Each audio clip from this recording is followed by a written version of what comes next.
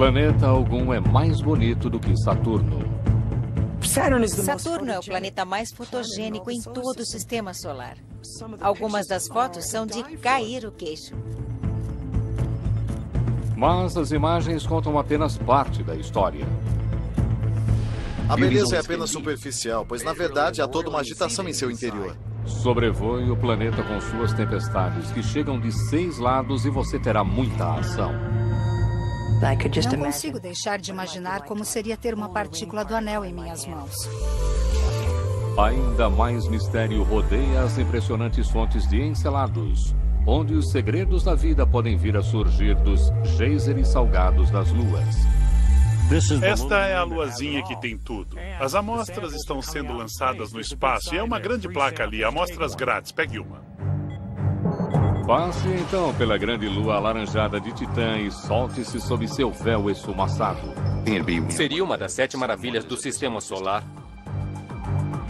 Navegue pelos céus de Titã para um tour mágico e misterioso.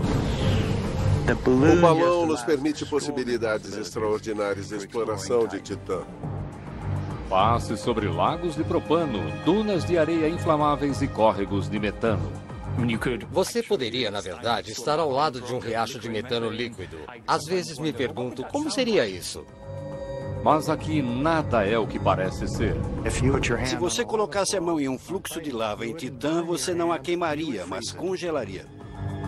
Tudo isso e mais, a apenas 1,5 bilhão de quilômetros de casa. Pronto para decolar?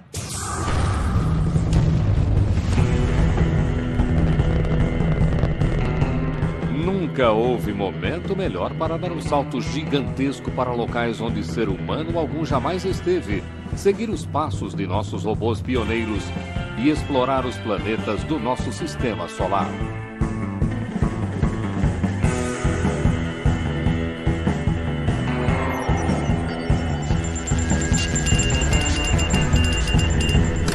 Guia de Viagens Interplanetárias. Saturno.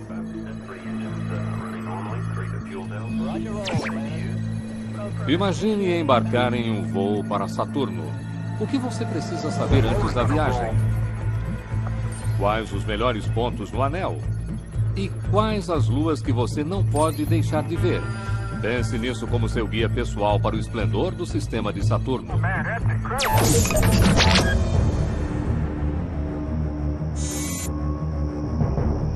Uma mancha de luz vagando a uma distância que é o dobro da de Júpiter e 4 vezes a distância do cinturão de asteroides. Embora esteja a 1,5 bilhão de quilômetros da Terra, Saturno sempre chamou nossa atenção. Saturno é o sistema planetário mais rico em termos fenomenológicos em nosso sistema solar. Devido a seus anéis, ao planeta, à magnetosfera e à enorme coleção de luas incrivelmente diversas. Ele tem tudo. Em seus anéis, encontramos exemplos de outros anéis em torno de Júpiter, de Urano e Netuno. Encontramos todos eles nos anéis de Saturno. Se você quiser fazer perguntas fundamentais sobre o sistema solar, de um modo geral, Saturno seria o lugar aonde ir.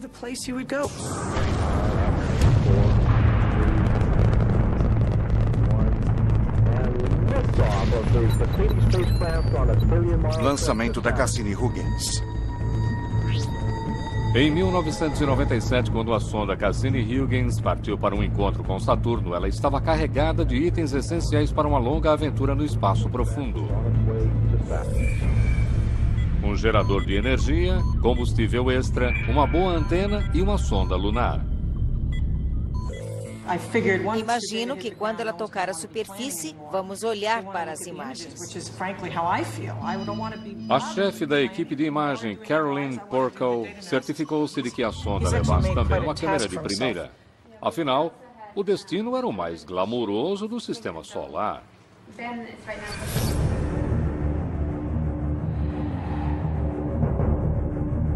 Saturno pode ser o segundo maior planeta do sistema solar, mas assim como Júpiter, seu vizinho e gigante gasoso, o que ele sugere é maior do que sua substância. Em primeiro lugar, Saturno é uma gigantesca bola de gás. Na verdade, é uma gigantesca bola de fluidos. E as partes externas são gases, atmosferas. Mas à medida em que você vai mais fundo, ele fica cada vez mais quente, mais pressurizado. Por isso, se você descer a uma profundidade suficiente, você começa a ver uma espécie de efeitos líquidos. Uma estranha e bizarra física que não entendemos completamente. Diâmetro 120.540 quilômetros. Saturno é como se fosse um cara grandalhão, mas se enquadraria na categoria de peso leve cósmico. Ele é grande o suficiente para engolir 765 planetas terras, mas sendo o planeta menos denso, ele flutuaria sobre água. Assim como Júpiter, este é um mundo onde não há onde ficar. Sem uma superfície sólida é difícil até mesmo medir qual a duração de um dia. Ano de Saturno, 29,42 anos terrestres. Embora o topo das nuvens circule a cada 11 horas.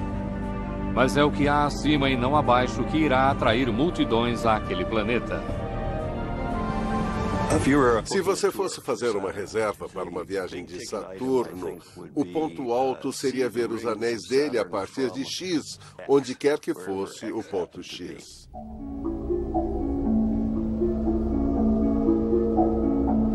A vista dos anéis a partir de uma das luas de Saturno seria espetacular. De perto, este disco brilha com trilhões de fragmentos de gelo. É difícil imaginar alguma coisa mais bonita do que o sistema de anéis. Eles são a primeira coisa que uma criança com um telescópio quer ver. Olhar esses anéis por um telescópio de fundo de quintal é algo incrível. Em um instante, quase todos podem desaparecer quando Saturno se inclina em direção ao Sol. Como turista espacial, o que o impressionaria seria ver o quanto eles são incrivelmente finos. Não são mais espessos do que 1 ou 2 andares de um edifício. Muito mais fino em relação à sua largura do que uma folha de papel, por exemplo. Interessado em ver por si mesmo? Aperte o cinto, viajante espacial. Esta é uma viagem e tanto. Como chegar?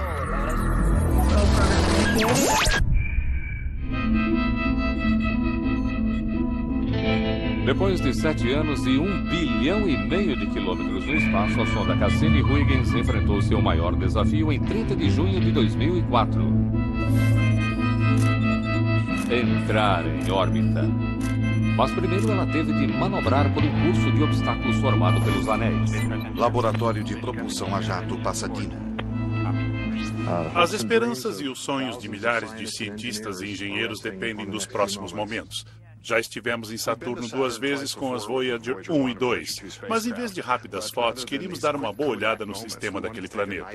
E a única maneira de fazer isso era diminuir a velocidade e permitir que a gravidade de Saturno nos levasse para a órbita. A velocidade da nave Cassini-Huygens é de 80.500 km por hora, aumentando à medida que a gravidade de Saturno nos atrai. A Cassini continua procurando um espaço entre os anéis exteriores F e G, e se tudo der certo, sem detritos orbitais. Havia sempre o risco de sermos atingidos por algo muito grande numa área muito sensível, como talvez um dos computadores ou até mesmo o tanque de combustível. E isso poderia muito cedo pôr fim à missão. Viramos a principal antena de alto ganho para que a nave visse o anel de partículas em sua direção, para que agisse como um escudo. Você está ouvindo a gravação real de partículas minúsculas atingindo a nave espacial enquanto ela atravessa os anéis. Vamos em frente, mudando Canberra para V2. Até aqui, tudo bem. Mas à medida em que o sinal de rádio da Cassini silencia por trás de Saturno, tudo depende de a espaçonave usar seu motor perfeitamente e diminuir a velocidade. No controle da missão, todos estão ansiosos. Prossiga, Sol.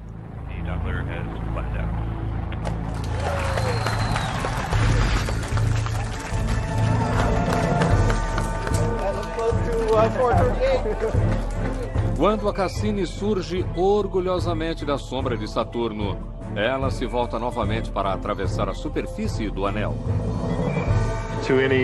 Para qualquer habitante potencial do sistema de Saturno, seus olhos não o estão enganando esta noite. Há uma 32ª lua enfeitando o céu. A nave espacial Cassini-Huygens. Com as 62 luas conhecidas de Saturno, a Cassini está em boa companhia, com oportunidades fantásticas de fotografar, deixando com inveja até o profissional mais tarimbado.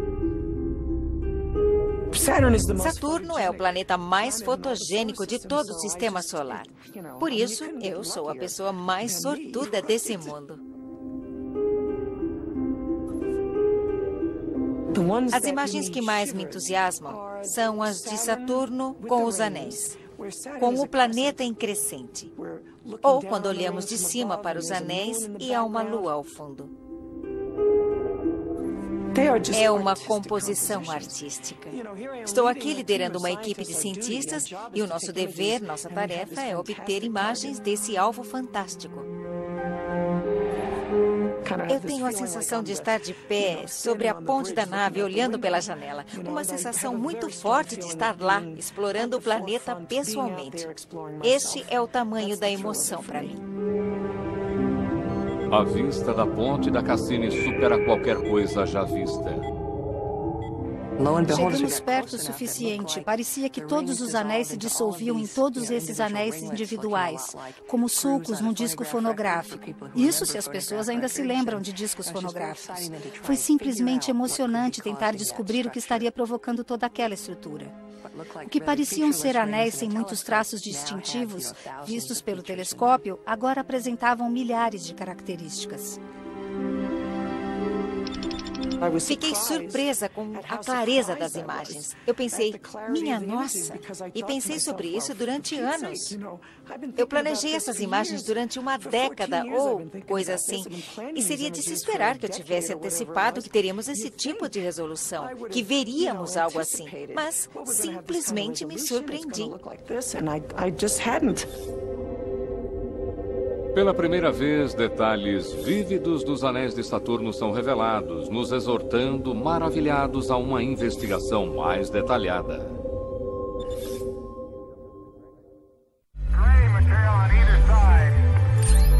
Todo mundo está familiarizado com os anéis de Saturno. Mas o que você destacaria se fosse você que estivesse enviando as imagens? Locais a visitar.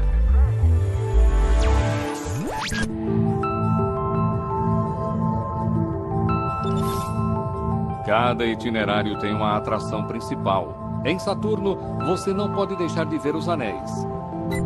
Londres, Inglaterra. Como líder da equipe de imagem da Cassini, Caroline Porco tinha um assento na primeira fila.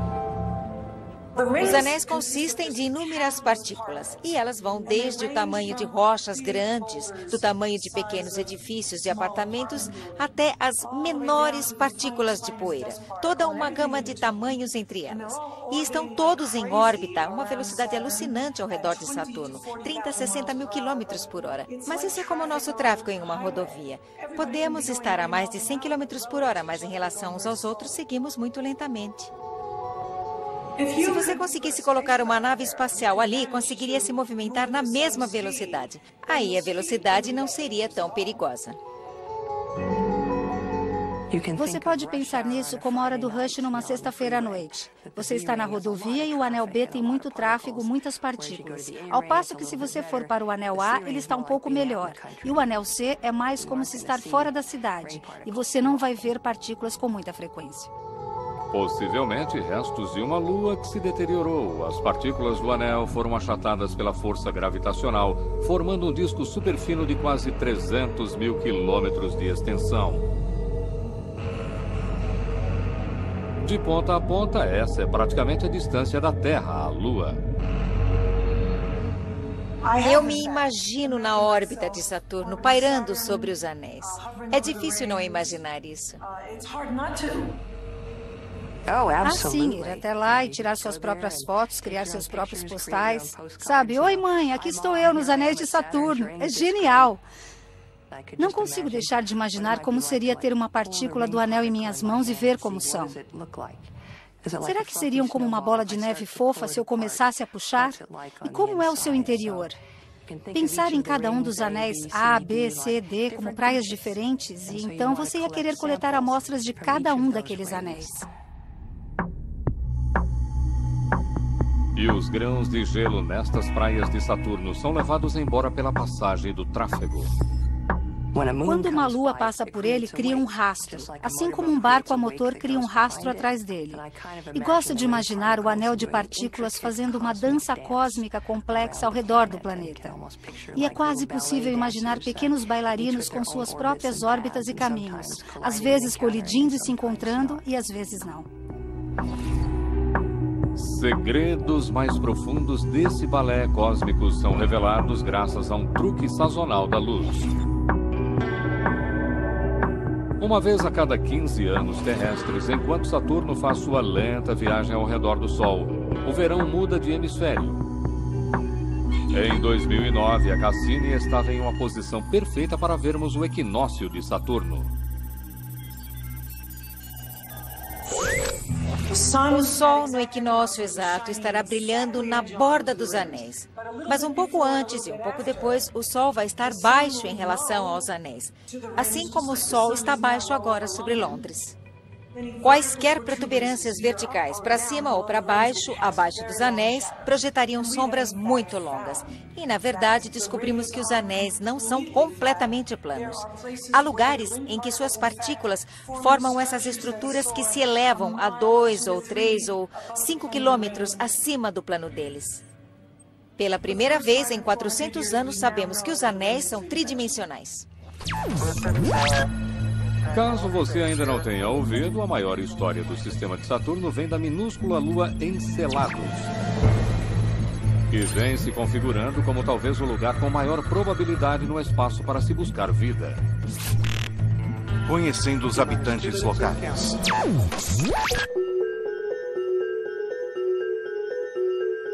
Enceladus, branca e reluzente. Uma bola brilhante oculta no difuso anel de Saturno. Esta era uma lua de pouca importância até que a Cassini começou a investigá-la. Mas havia algo de errado aqui. Ela foi encontrada pela equipe do magnetômetro. Eles viram que alguma coisa no campo magnético de Saturno não estava correta, uma espécie de desvio para o lado. Foi como desvendar um enigma. E a equipe do magnetômetro disse: vamos chegar mais perto. E quando nos aproximamos, vimos uma estrela passar e percebemos a mudança no brilho. Alguma coisa estava acontecendo. Podíamos ver mesmo à distância que parecia ver esse material vindo do Polo Sul. E era algo tão dramático e tão incomum que achamos que poderia ser algo provocado pela câmera. Enceladus é bastante pequena, com apenas 500 quilômetros de extensão. Pequena demais para qualquer tipo de geologia dramática. Se você olhar para o Enceladus, vai ver que é como se estivesse coberta de neve. É muito brilhante, tão brilhante quanto neve que acabou de cair. Onde quer que você olhe, há fraturas. Há cadeias de montanhas e há abismos profundos. E quando finalmente olhamos para o Polo Sul, ficou claro que dali vinha toda a atividade. A equipe descobriu algo extraordinário. Fileiras e mais fileiras de geysers enormes, lançando água e cristais de gelo para o espaço a partir da superfície de um branco como neve. Foi como uma gigantesca história de detetive. Juntamos pedaço por pedaço, reunindo as provas, até finalmente termos um quadro grande, a prova irrefutável que mostrava os geysers no Polo Sul de Enceladus. Há água e gelo sendo lançados de rachaduras gigantescas de uma região do tamanho do sul da Califórnia. Aparentemente um grande campo geotérmico, digamos assim. Da órbita, ela não se parece muito com a Califórnia, apenas fria como seria de se esperar de uma lua gelada tão longe do Sol. Este é o mistério de Enceladus. Ela é quente. O Polo Sul é quente. Isso é tão maluco quanto dizer que o Polo Norte da Terra é mais quente do que o Equador. As melhores indicações até agora sugerem que a fonte de água está em um oceano ou mar subterrâneo, oculto sob a crosta de gelo no Polo Sul, aquecida pelo calor das marés.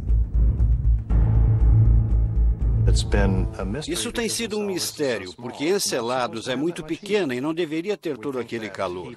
Acreditamos que aquela fonte de calor sob a superfície derreta a água, e que a água derretida, que pode estar misturada a um pouco de amônia e outras coisas para baixar seu ponto de fusão, abre seu caminho saindo do solo e lançando-se espaço afora. Aqui está um elemento surpresa na busca por vida.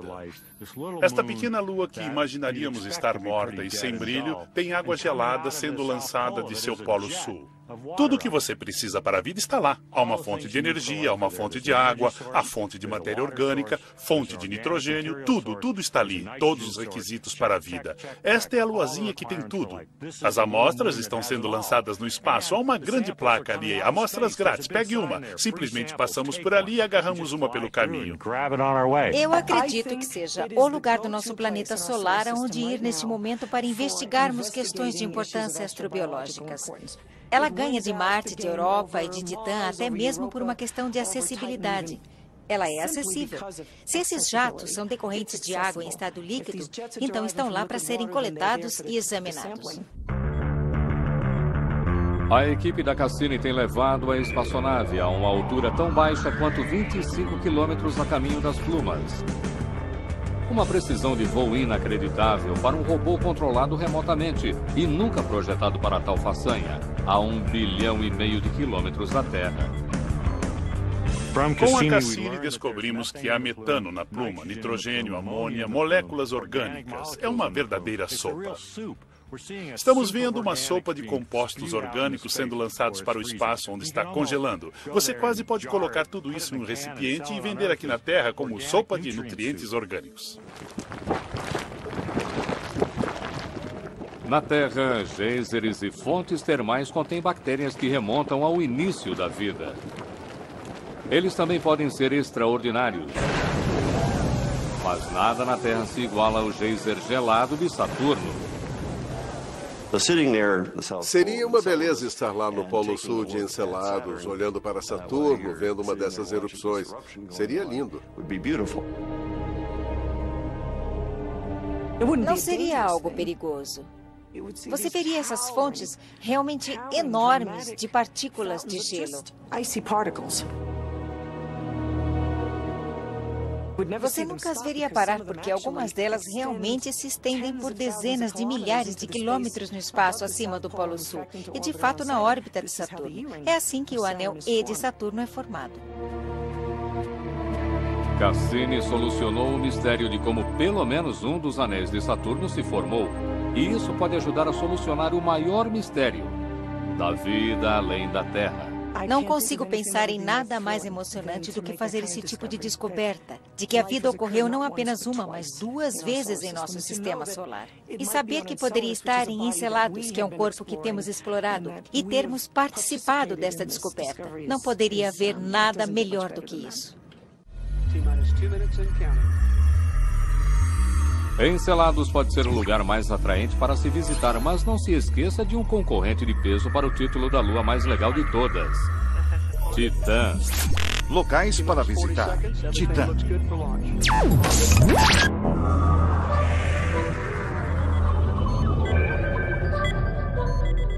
Maior do que Mercúrio ou Plutão, a lua Titã de Saturno é o único mundo, com exceção da Terra e de Vênus, a ter tanto uma superfície sólida quanto uma atmosfera espessa. Se Titã não estivesse em órbita em torno de outro planeta, não hesitaríamos em chamá-la de planeta. Sabíamos que ir a Titã seria emocionante. Era algo misterioso e oculto em uma atmosfera nebulosa.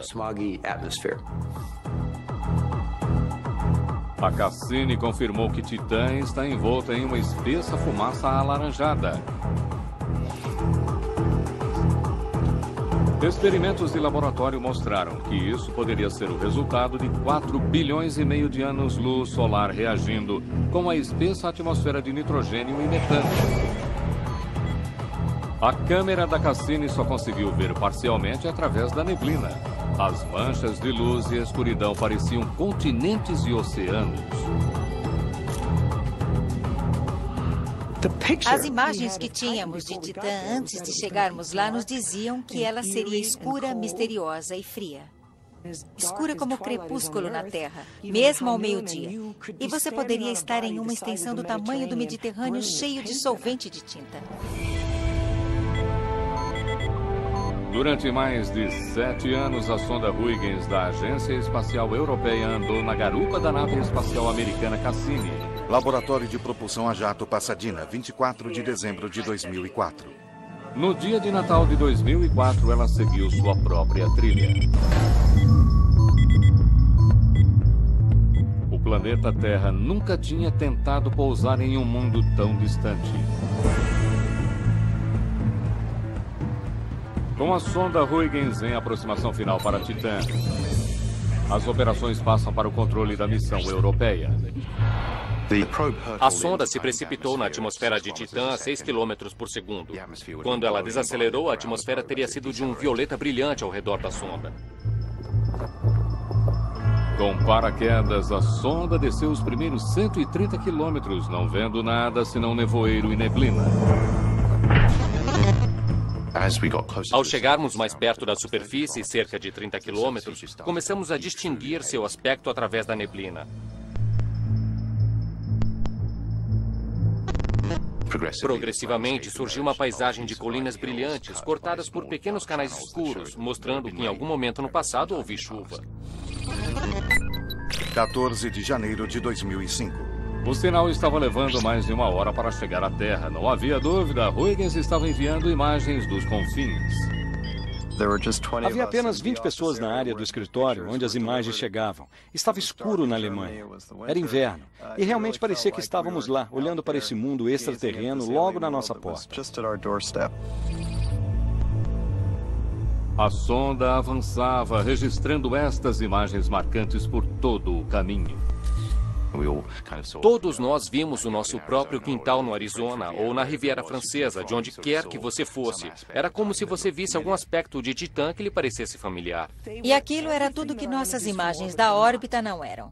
Você podia ver um padrão de drenagem dendrítica que se parecia com o sistema fluvial, assim como um sistema fluvial pareceria na Terra. Aquilo foi inebriante, foi como Júlio Verne se tornando realidade.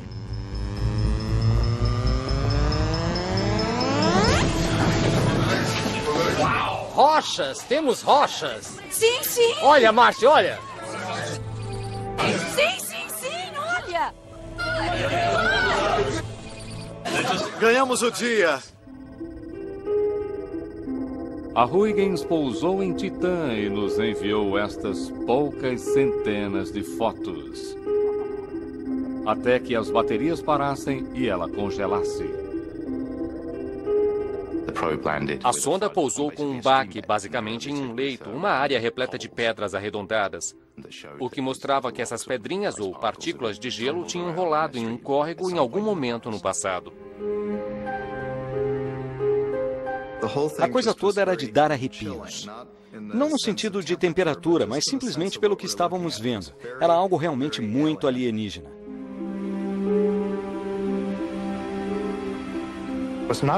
Não é um lugar no qual você vai querer sair com seus sapatos e meias e shorts e camiseta. São 93 graus Celsius mais frio do que a temperatura do gelo seco. Com a temperatura de superfície tão baixa em Titã, nada é o que parece ser. Titã é um mundo com líquidos. A diferença é que o líquido não é água. O líquido é metano. Pense em gasolina. É um líquido, como gás branco.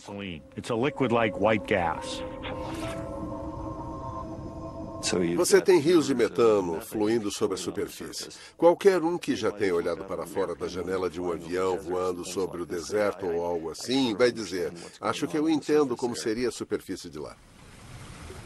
Pelo fato de ser muito frio, a água se comporta como rocha e o metano se comporta como água. É como se tudo tivesse mudado ao longo de uma escala de volatilidade. Como pode haver uma paisagem que se parece tanto com a da Terra em um mundo tão diferente?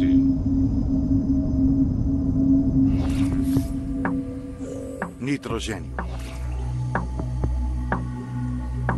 No laboratório de propulsão a jato da NASA, pesquisadores tentam determinar pingo por pingo de que forma pingos de chuva de metano podem esculpir uma paisagem construída a partir de água congelada tão dura quanto granito. Portanto, é como chuva em Titã. E você pode ver que quando uma gota cai no gelo, ela penetra nele simplesmente, desaparecendo ali. É incrível a quantidade de metano que pode ser armazenado em gelo.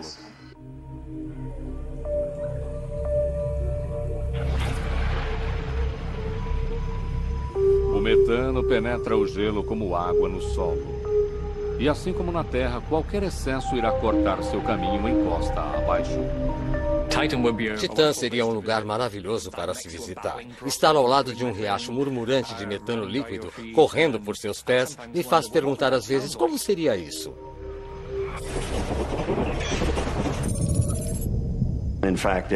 Na verdade, enquanto tirávamos fotos de radar de outras partes de Titã, encontramos coisas lindas, ainda mais incríveis.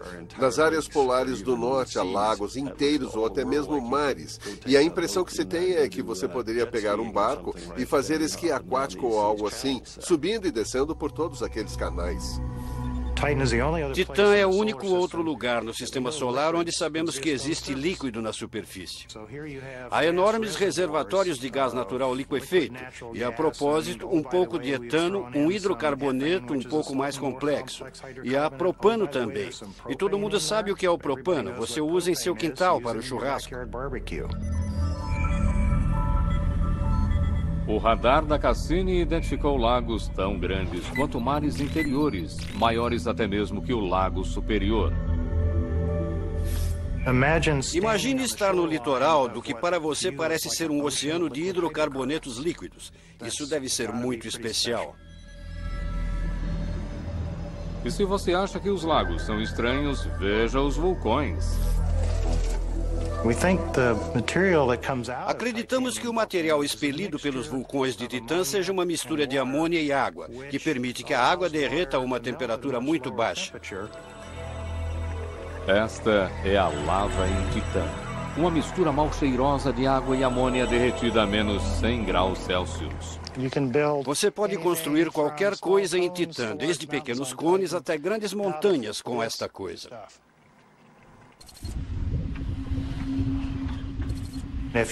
Se você estivesse visitando Titã e colocasse a mão em um fluxo de lava, você não a queimaria, mas congelaria. Em um contraste marcante com os criovulcões e as terras úmidas com lagos, nos polos margeando o equador de Titã, há vastos desertos cobertos de dunas. Acho que seria uma das 7 maravilhas do Sistema Solar. Você veria um mar interminável de dunas enormes, exatamente do mesmo tamanho e escala que as dunas que vemos na Terra. Em algumas áreas, você não verá nada, senão dunas e mais dunas por centenas e centenas de quilômetros. Deserto Simpson, Austrália Central. Para compreender o que o radar da Cassini nos mostra, Ralph Lawrence vai até o Outback australiano, não tão longe quanto Titã, mas ainda assim bastante distante. Uma das coisas interessantes aqui na Austrália é que há dunas lineares, o mesmo tipo de dunas que vemos em Titã. Você pode cavar uma duna e ver como os leitos de partículas de areia se acomodam, como se formam a partir de regimes de vento distintos.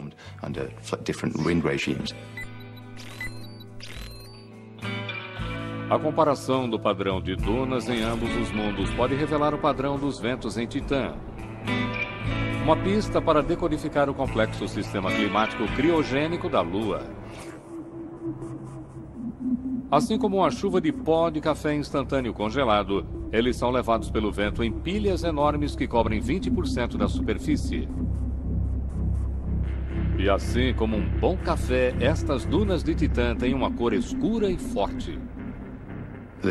As dunas representam um enorme estoque de materiais orgânicos, centenas de vezes maior do que todo o carvão que temos no planeta Terra, por exemplo. Provavelmente você não vai levar este carvão alienígena para casa, mas os hidrocarbonetos líquidos na orla costeira de Titã poderiam ser muito úteis para a viagem de volta. Há mais energia do tipo de combustível fóssil do que nossas reservas conhecidas na Terra. Talvez por um fator de 10 ou até mesmo centenas. Isso é uma grande quantidade de gás para qualquer um. Mas uma coisa ainda mais valiosa pode ser encontrada no depósito de moléculas orgânicas. A resposta para a questão da vida, do universo e de tudo o mais. Como você passa de materiais tão simples como carbono, hidrogênio, oxigênio e nitrogênio para algo que o leva a perguntar de onde isso veio? Isso é um grande avanço. E em Titã há uma possibilidade muito boa de que alguns daqueles estágios intermediários, realmente difíceis de serem compreendidos, tenham de fato ocorrido. Eles não chegaram a ser completados, pelo menos acreditamos que não. Embora algumas pessoas acreditem que se fôssemos até os lagos de Titã, encontraríamos bactérias que descobriram como metabolizar o metano líquido. Esse não é um líquido que nós e que as formas de vida na Terra gostemos. Mas talvez uma forma de vida em Titã que cresceu com metano líquido se sentisse confortável ali e olharia em choque para o fato de haver organismos que vivem na água e diria: oh meu Deus, as coisas na Terra vivem na água. Coitado dos pobres terráqueos. Nós vivemos em metano líquido, muito mais agradável. Titã é o teste final para a vida em nosso sistema solar. Se existir vida em condições tão alienígenas, então podemos encontrá-la em qualquer lugar. A missão Huygens não será nossa única viagem para Titã. E nem a Cassini nossa última visita a Saturno. Estes são apenas os primeiros e ousados passos de uma jornada que está apenas começando. Próximos passos.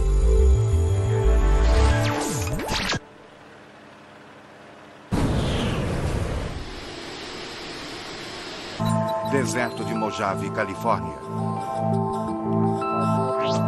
Mesmo antes de terminada a missão, a Cassini nos deixou com o desejo de voltar para lá.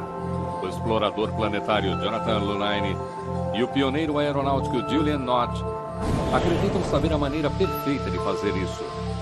Um balão de ar quente robótico. Estamos sobrevoando uma área muito parecida com o local de pouso da Huygens. E eu adoraria ver aquelas ravinas em Titã. Vales profundos, onde o metano está fluindo e esculpindo as montanhas. Muito parecido com o que estamos vendo agora. O sonho é voltar a Titã e soltar um balão robótico na atmosfera. Um gerador de rádio e isótopos irá fornecer a energia elétrica e o calor residual para dar sustentação ao balão na atmosfera fria. Titã tem uma atmosfera densa e fria. A gravidade é baixa, os ventos são suaves e, portanto, balonar é muito fácil. As condições em Titã são 1000 vezes melhores do que em qualquer outro lugar do Sistema Solar para voar em balões. É a melhor destinação para se voar de balões. Acho que esse voo mostra muito bem porque um balão é uma maneira maravilhosa de explorar Titã. Se você estiver em uma área interessante, é muito fácil vir para baixo e talvez até mesmo pousar na superfície e baixar instrumentos. Com um balão de ar quente robótico, seria possível cobrir toda a circunferência de Titã em um espaço de talvez 6 meses. E não devemos pensar em Titã como um lugar apenas para robôs. Com uma atmosfera de proteção espessa e abundância de água congelada, Titã poderia ser uma destinação muito mais favorável para os terráqueos do que Marte. Quando os seres humanos finalmente saírem para o Sistema Solar, e eu acredito que eles o farão, Titã será vista como um lugar um pouco distante, mas muito atraente onde se divertir. E lá você não precisa de um traje pressurizado, você não tem de se sentir como os astronautas, que o descrevem como tentar trabalhar como uma bola de praia entre os braços. Respirando por meio de um scuba mais potente e equipados com algo entre uma roupa de super esqui e um macacão hazmat, os futuros titanautas poderiam fazer suas explorações sem problemas. Tudo que você precisa é daquela proteção térmica e de oxigênio, para você se divertir na superfície e dar um passeio de balão. Será um lugar onde as pessoas vão querer ir para ver um mundo verdadeiramente exótico e estranho. Bem, mesmo um pequeno rasgo em seu traje seria uma ameaça à vida. Uma vez eu fiz um cálculo para saber se as pequenas quantidades de monóxido de carbono matariam você antes que o cianeto de hidrogênio. E, na verdade, verifica-se que ambos são suficientes para lhe dar apenas uma dor de cabeça. Mas o local provavelmente teria o cheiro de uma refinaria de petróleo. Falando em refinarias, o reabastecimento para a viagem de volta poderia ser tão simples quanto ir até o lago mais próximo e encher o seu foguete com metano, hoje em desenvolvimento de testes na Terra. E se você foi até Titã, por que também não dar uma esticada até Encelados? A verdadeira questão não é se Encelados têm elementos orgânicos. Nós sabemos a resposta para isso. Ou se Encelados têm água. Sabemos a resposta. A questão é, será que aqueles elementos orgânicos têm origem biológica? Portanto, em Encelados estamos muitos passos à frente de onde estamos em termos de Marte ou Europa. Já sabemos que há elementos orgânicos, já sabemos onde estão, já sabemos como obtê-los. É hora de trazê-los de volta à Terra, examiná-los e fazer outro tipo de questionamento. Será que são biológicos? Isso pode demorar um longo período de tempo para acontecer, mas eu realmente acho que é algo que temos de fazer. Temos que dar o primeiro passo. E para mim, saber se a vida teve início em outros lugares do sistema solar é a razão pela qual fazemos isso. Porque queremos finalmente, e em última análise, compreender por que a Terra se tornou com tanto sucesso um abrigo de vida.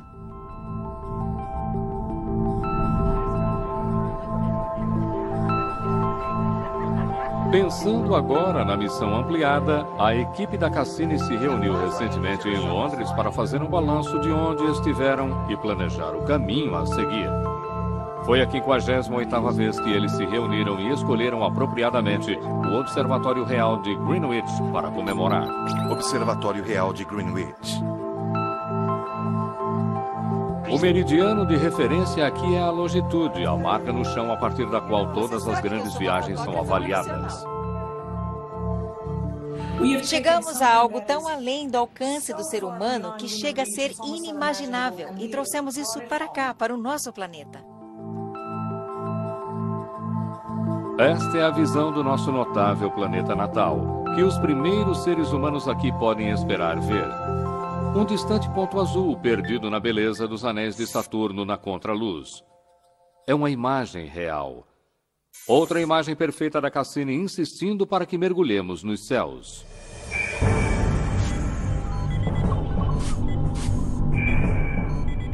Os seres humanos saíram de praias, de mares e oceanos e imaginaram grandes aventuras.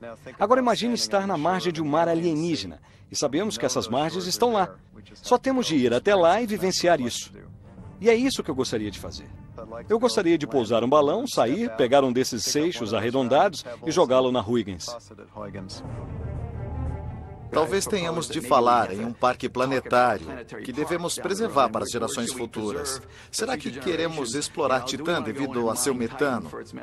Talvez a gente vá perturbar outros lugares, mas Saturno é um lugar encantador e talvez devêssemos deixá-lo em paz.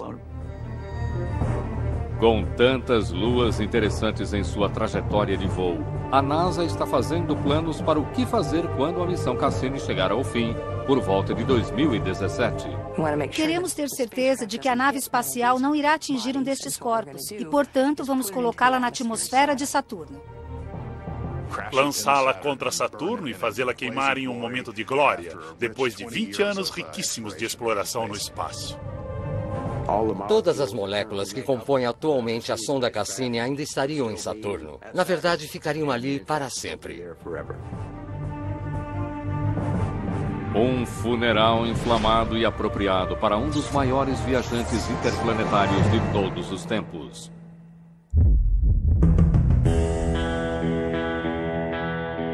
Independente de ser uma bola de gás e flutuar na água, Saturno é um destino bastante sólido tanto para a ciência quanto para se ver coisas espetaculares. Apenas começamos a perceber as riquezas que ele oferece, e apenas porque enviamos uma nave espacial para lá.